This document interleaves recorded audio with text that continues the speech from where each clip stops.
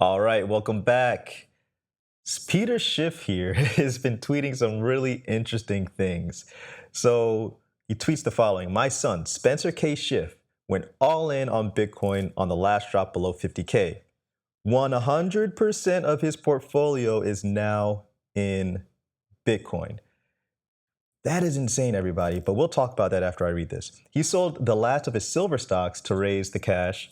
If my own son is this brainwashed, imagine how vulnerable most kids are. He's hodling to infinity or bust. Now, the main theme that I will be harping on in this video is two words: concentration risk.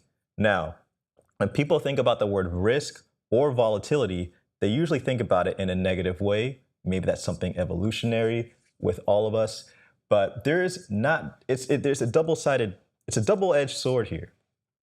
Risk and volatility can give you negative outcomes, but it could also give you positive outcomes depending on how you use it and how you curry odds in your favor.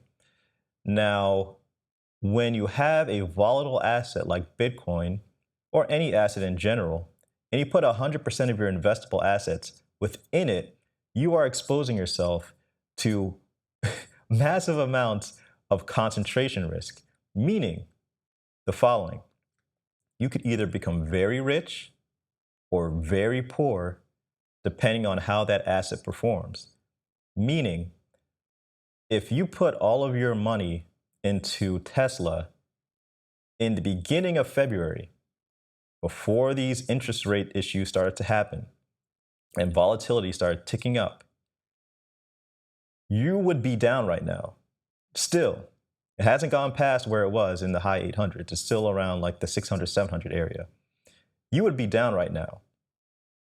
So that is what I'm talking about with concentration risk. Now, that's not to say that if you were still holding, Tesla stock could go up to 1,000 or whatever.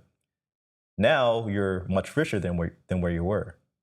But the thing about this is that you are exposed to the elements, essentially. You have no protection via diversification. Now, Pomp says this, and I'm pretty sure it's in response to what Peter Schiff tweeted, because it was a couple of hours after. He says, our children will be fascinated by physical stores of value like gold when they view them in our virtual reality museums. They'll wonder why their great-grandparents were so out of touch. Now, Pomp, I have a similar issue with what he says here.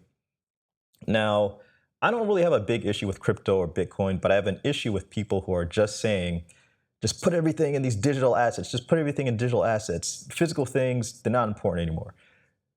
You need to be not just diversified in the types of assets, but you need to be diversified in, you need in various types of a similar asset, but you need to be diversified in physical, digital assets, and others. If you have only digital assets, your risk could be whatever the risk is of anything being digital.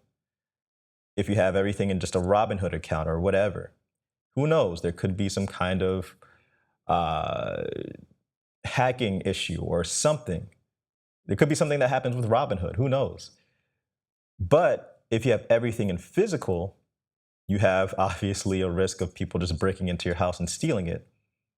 But if you're diversified amongst both in your control of assets, then you have protection from the downside. So if you have, let's say, a little bit in physical, a little bit in digital, someone breaks into your home, at least you still have something digital. And if someone hacks this thing, whatever it is over here, at least you have your physical stuff. So you need to also think about diversification of control. So this is what I actually have a problem with people who constantly talk about virtual reality and digital and forget about the old ways of the physical world. It's a non-starter for me.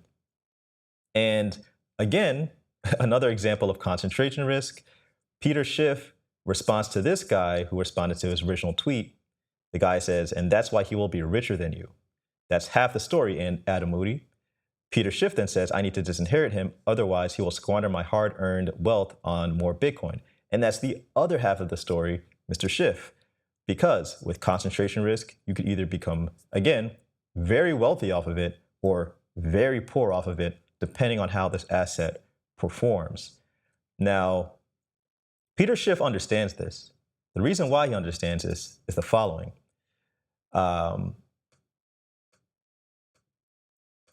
Looks like the tweet actually, I'm actually gonna scroll down really quick, guys. Just give me a second. But the interesting thing about Peter tweeting this is that he actually, and here it is, agrees with diversification. High P, just a friendly reminder, 10-year compounded annual growth rates. Gold is at 1.97%. Bitcoin is at 196.72%. Obviously, this is a ridiculous comparison because Bitcoin literally has only been around just around a decade. So obviously, your data points are only worth 10 years. There's decades worth of data here behind gold to obviously bring down the returns. And obviously, the same thing goes for the S&P 500. Now, Peter Schiff then says, I own more than just gold. The vast majority of my portfolio is in equities. So as you see here, even Peter Schiff mentions this, and I'll mention this as well. I have gold and silver, but I also have equities as well. Most of my portfolio as a younger person is in a diversified portfolio of commodities, equities, you could say interest rates, a wide variety of different things. I even put 97 cents in Dogecoin or whatever it's called, just because I was like, hey, I have 97 cents here. Let me just put in this thing. And I'm actually up 3 cents. But the reason why I wanted to create this channel is because gold and silver are either besmirched heavily or no one really understands it completely. Whenever you bring up gold and silver, people instantly start talking about jewelry and they don't understand the monetary history behind it. And if you don't understand that, I can't even hope to talk to you about economics in general and the history of economics.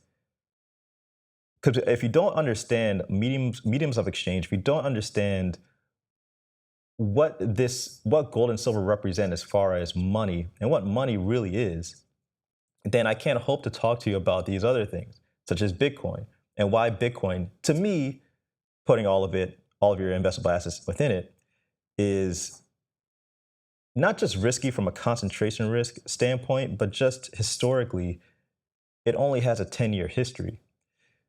But that's all I want to talk about today. Let me know what you guys think in the comment section below. Thanks again for watching. Please hit the like button. Please subscribe if you're new. It's Black Bullion for goldandsilvertoday.com.